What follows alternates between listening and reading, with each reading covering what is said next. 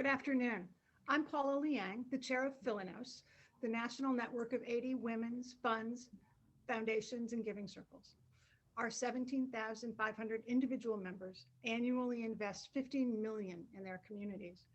I've been very proud this last difficult year to watch how they've responded to great advice about unrestricting funds, pushing funds out quickly and with limited processes.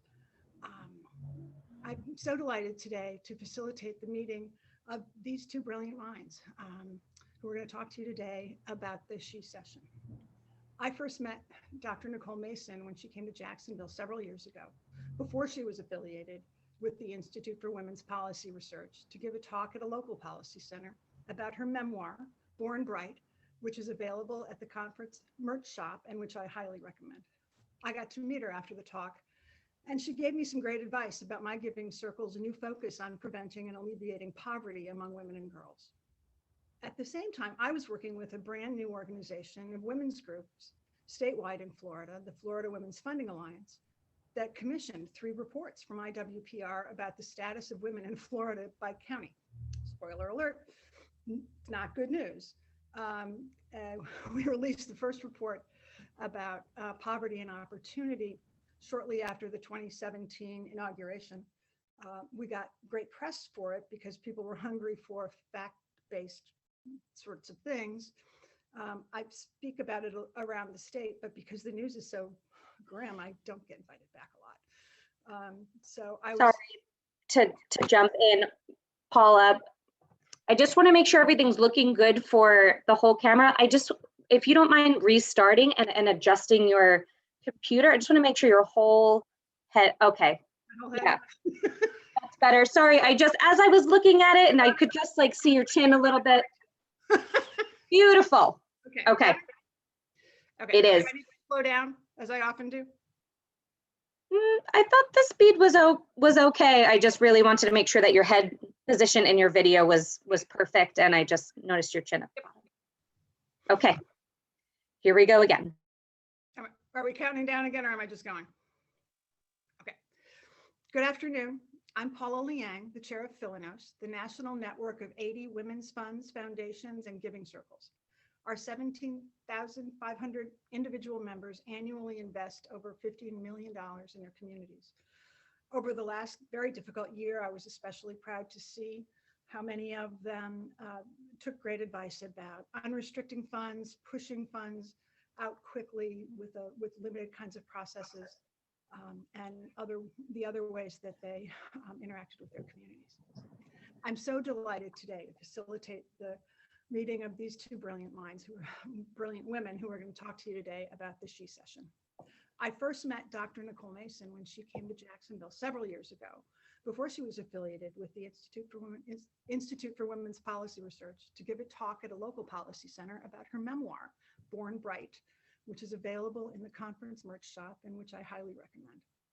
I got to meet with her after the talk, and she gave me some great advice about my giving circle's new focus on preventing and alleviating poverty among women. At the same time, I was working with a new organization, a statewide a group of women's groups, the Florida Women's Funding Alliance, that had commissioned 3 reports from IWPR about the status of women in Florida by county. The news wasn't great, but it gave us a baseline. We released the first study on poverty and opportunity shortly after the 2017 inauguration. I speak about this a lot around the state, and because it's grim, I don't get invited back a lot. I was so pleased when Nicole landed there, and I was landed at IWPR as the CEO, and I was able to renew our acquaintance and talk about what other kinds of good trouble we might get into together. I met Fink at the very start of the co-design process that resulted in Philanthropy Together, a project of which I'm also very proud. I was amazed to find a bank, an affiliated foundation that had their roots in labor. Who knew? I so admired her body of work around Who Funds Hate and the breadth and depth of her work in philanthropy. I thought she was the perfect person to conduct this conversation with Nicole about what IWPR discovered during the pandemic about the outsized effects of this global crisis on women and, of course, women of color. So, Anna, Nicole, I'm going to hand this over to you. Well, thank you so much, Paula, for that warm introduction. It's great to be here this afternoon with you and with Nicole. And I'm excited to get this conversation started. Before we launch into understanding who, what, or where the Shecession is, I thought maybe, Nicole, you and I could just take a couple of minutes to talk about our personal stories and our personal connections to this work. So maybe I'll go first and then pass it to you. As Paula mentioned, I'm the executive director of the Amalgamated Foundation. The Amalgamated Foundation grew out of Amalgamated Bank, which was established almost 100 years ago by immigrant sweatshop workers, mostly young women, at the turn of the century, who came together in the sweatshops in New York City and created a collective voice to change their own work conditions, and then also put their money together to form a bank to serve their families and their communities. So I feel very connected and excited about the collective power of giving circles, and about our session today, which is focused on women and the economic recovery before us. Thanks, Anna. I'm really excited to be here and be in conversation with you. This pandemic has impacted me both professionally and personally. Personally, I am a single mother by choice to 11-year-old twins, and I'm also a new president and CEO. The pandemic hit about 5 months into my new role. So I was working 40, 50 hours a week and also trying to figure out homeschooling for my children. And I feel very fortunate. I felt very fortunate to be able to work remotely, but I understand that's not the reality for most working women.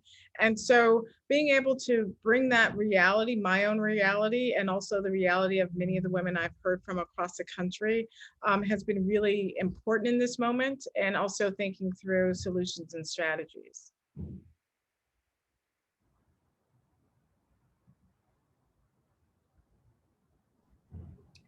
Awesome.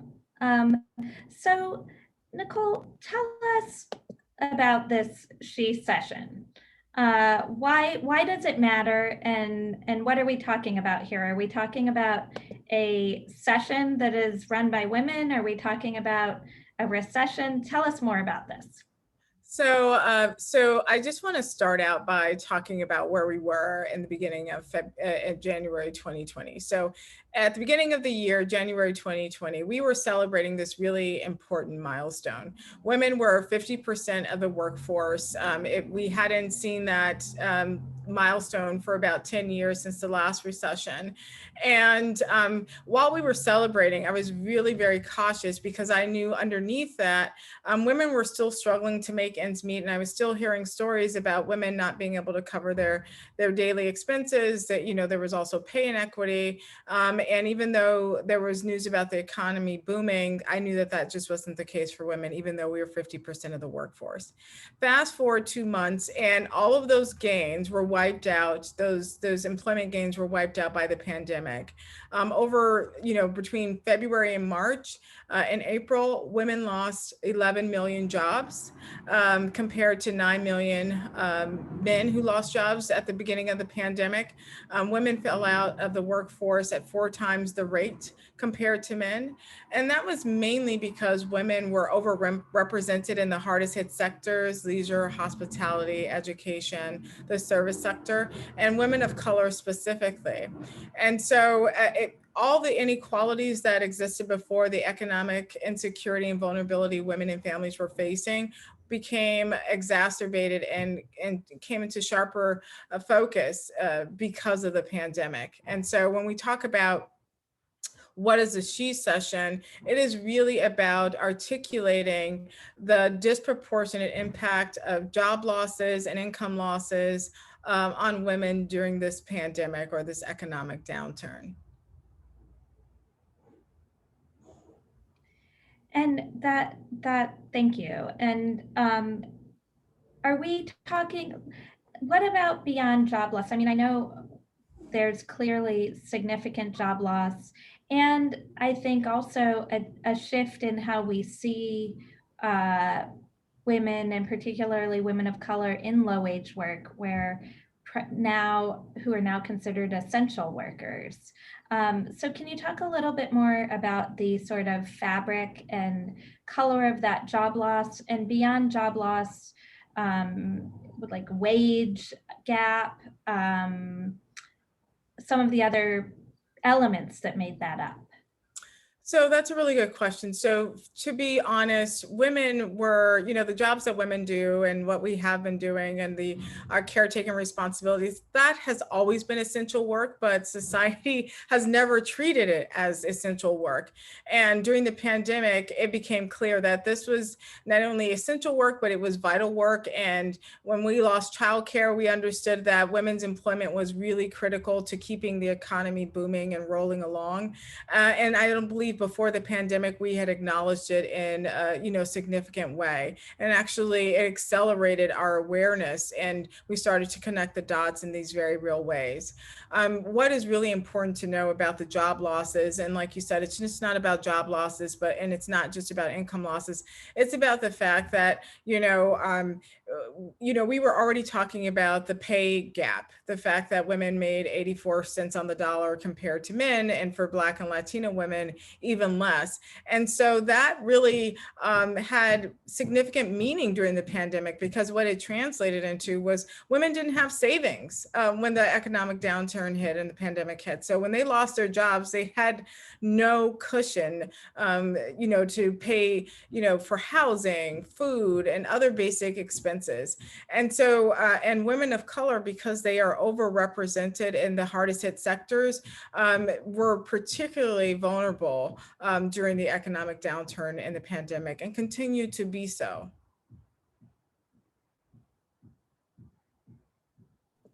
So based on that, and the fact that we are now hopefully moving into a recovery moment, let's talk about how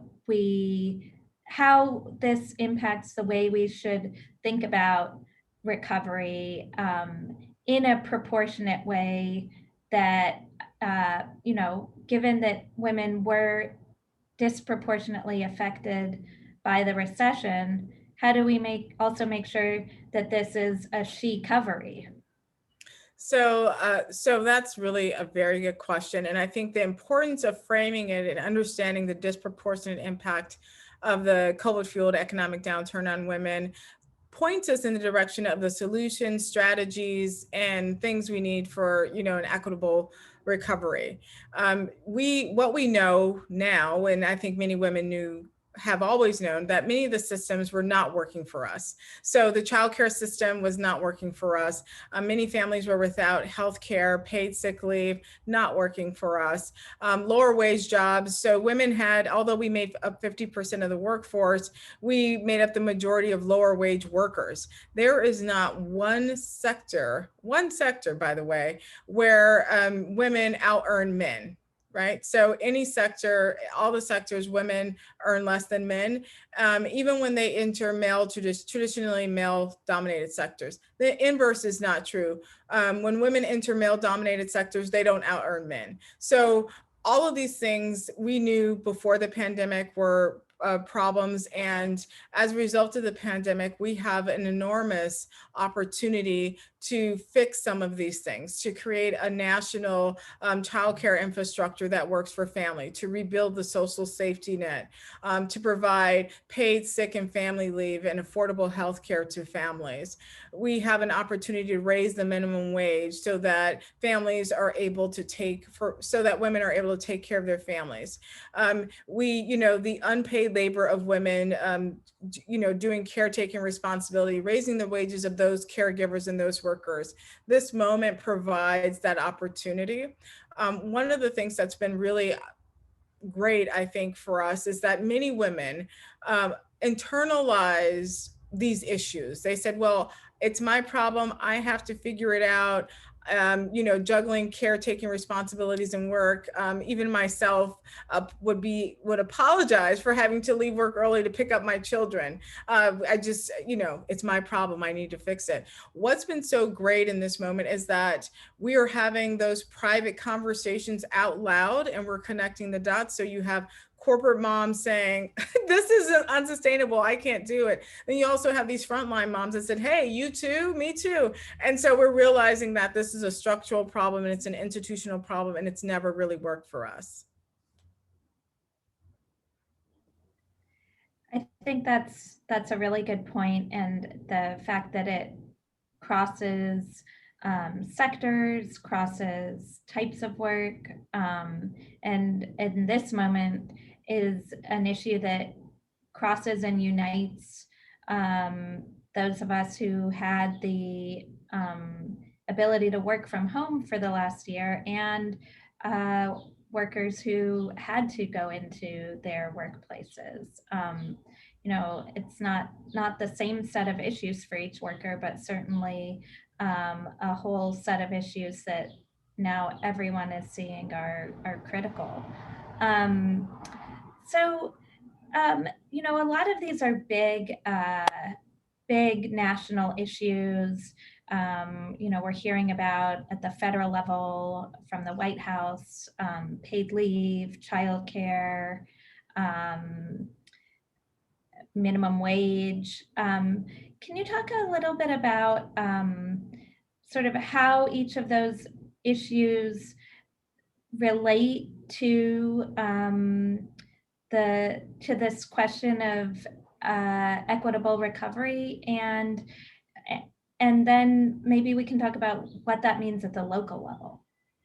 So this is really a very exciting and historic and once in a generation opportunity for us to again get this right. I'm very excited about this moment.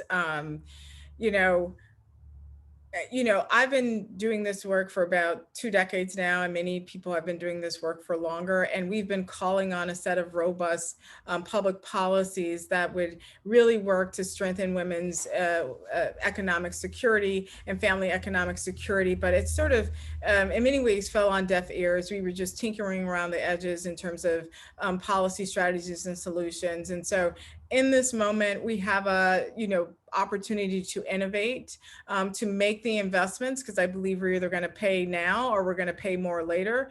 And we have an administration, thankfully, that is really open to making some of these changes, these innovations, and implementing them and creating the structures and institutions that we need to, that will actually work to help working and middle class families. So very excited about that. So when I think about a national child care infrastructure where no family pays more than 70% of their income on care, when I think about paid sick leave, that's 12 weeks of paid sick leave, that is a game changer for working families, because we did a survey, IWPR did, and we found out that there were women, obviously during the pandemic, who were sick or their children were sick, but they went to work anyways because they couldn't afford to not work. And so that's not good for public health, but that's also not good for women, and as they are the primary caretakers in their families. So very excited about that. Raising the minimum wage is critically important. And it's just the floor. $15 is the floor, okay? Even $15 is really not enough to be able to sustain and take care of a family, especially for single women heads of households. So we need to start, hopefully thinking comprehensively about benefits and flexibility and some job security. All of these things make up a quality job, and I think that's what we're calling for in this moment. Again, I get every day, I wake up and I'm excited about the work that I do at IWPR, because I know that in this moment, it's making a difference. And when I think about state and local efforts, everything trickles down. So even I was on a call and we're talking about, the federal money for childcare that's coming down the pipeline. And we said, oh, wait a minute, we have to make sure we're coordinating at the state and local levels, because we need to make sure that the money gets to the people. right? So so there's a lot of coordination, and so we need, you know, everything working in concert in unison so that we can make sure that women who are most impacted in this moment actually receive support and relief. Thank you. So let's talk a little bit about the role of philanthropy. A lot of the things that we've been discussing, you know, are national issues with very exciting potential for reform at the federal level. What if you're a local giving circle or a local funder or philanthropist who's thinking about where to put your dollars in relationship to supporting women in the recovery? So that's a really good question. It's actually one of my favorite conversations to have. So I just want to shout out the fact that women's giving circles and women's foundations were on the front lines from the very beginning, supporting women early on, because they are in their communities and they can see the extraordinary need firsthand. And because they are trusted partners, those are when organizations and women need help, they reach out to women's foundations. And I'm really happy to say that women's foundations stepped up in really very huge ways, especially so in the first, this is a really great example about how women's funds and I think Giving Circle stepped up to the plate. In the first round of relief, many immigrant women were excluded from being able to tap into support. And it was women's funds and Giving Circles that stepped up to the plate to provide direct support to those women and families. And so they really helped to fill a very critical gap. So, you know, obviously, I think, you know, women's philanthropy, because, you know, we are in part, I you know, worked for a while at the New York Women's Foundation, but we're in partnership with community. We understand the issues very intimately. Many of us are mothers, and you know, understand the struggle of many of the families that, you know, we see every day. And so you know, I just believe and know that women's funds have really made a difference over the course of this past year.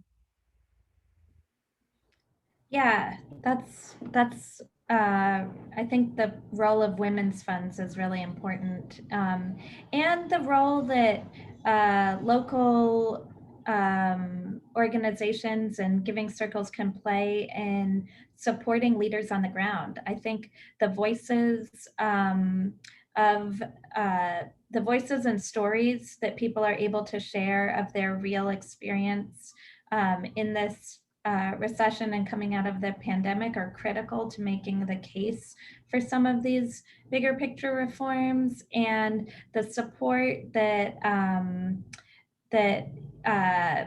and the relationships that can be built at the local level are really invaluable in the bigger picture. I think there's incredible advocates coming out of communities who need that first seed grant and need that first support of their vision and of their leadership, whether it's around advocating for their communities, around providing critical services, or around even running for office.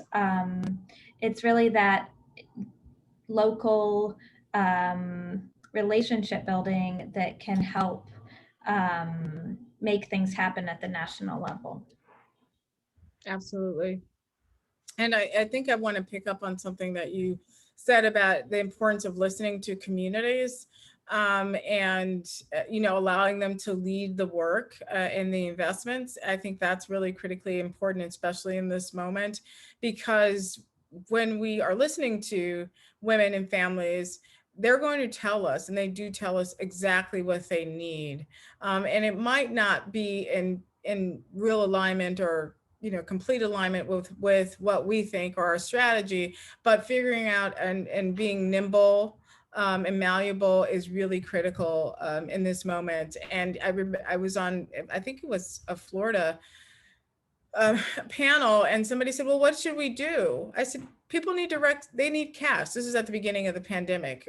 I said, cash. It's not a food bank. It's not, it's not a resource. It's cash. And so an emergency fund.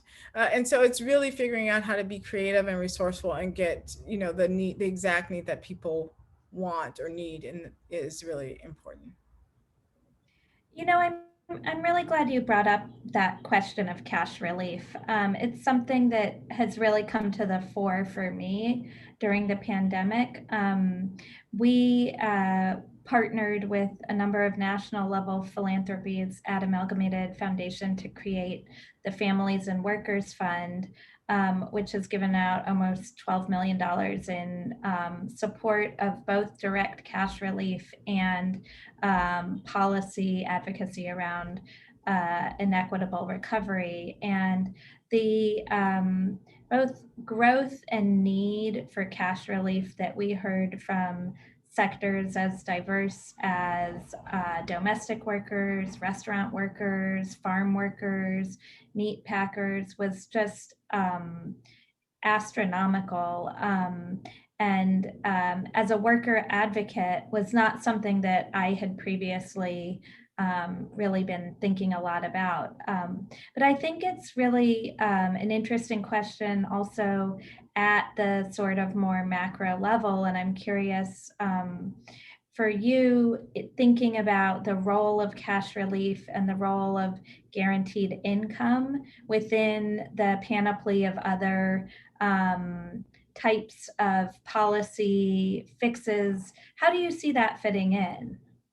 Well, there's no doubt. I just want to, shortcut to this. There's no doubt that the economic stimulus payments made a really big difference and a huge difference in people's lives. It allowed them to pay rent, buy food, do all those things that we know are really critical to people's economic survival. So I've always been a proponent of, universal basic income, not means tested, a social safety net. And again, I want to say a year ago, the idea of sending cash payments to people directly to their, their mailbox or to their checking account seemed like crazy talk. It was crazy talk. And then, we get hit with a pandemic and we have no social safety net, and that is exactly what we do. And we know that it makes a difference. And I just want to lift up, we know that these kinds of programs work. And when women have received support like this, they spend it on their families, and they circulate it back into their local economies. So the Magnolia Trust Project in Mississippi, and then the experiment in Stockton, the results speak for themselves. And so I do think we're at a moment where we can, one, lead with our values. Nobody in the wealthiest nation in the world should be not able to have their basic needs met. And number two, we know that it works. We know that it does, give people, economic security, and it improves their economic well-being. Yeah, that's very exciting, and just want to underscore that point. I want to switch a little bit, Nicole, to sort of zoom out to some of the other work and research, incredibly valuable research that you oversee at Institute for Women's Policy Research. Can you talk a little bit about some of the ways that we can use research to inform concrete grant strategies? So, that's a really good question. I think that research can inform targeted investments. You can understand where to put an investor dollars that will really make the difference for communities. It's mapping. So especially in a state that's big like Florida or New York City, for example, if you have a really large ground to cover. Understanding the different needs of different communities is critically important. So for example, you might in one community invest in violence prevention, but in another community you might invest in poverty alleviation. But you know that because you've done the research and you've looked at the indicators and you look at the status and the well-being of women and families in those communities. So for me, that's the power of research. I came to IWPR because I love research, but more than research, I love impact. So being able to marry research with high impact and policy change is really the work. It's my work, but it's the work of good sound research.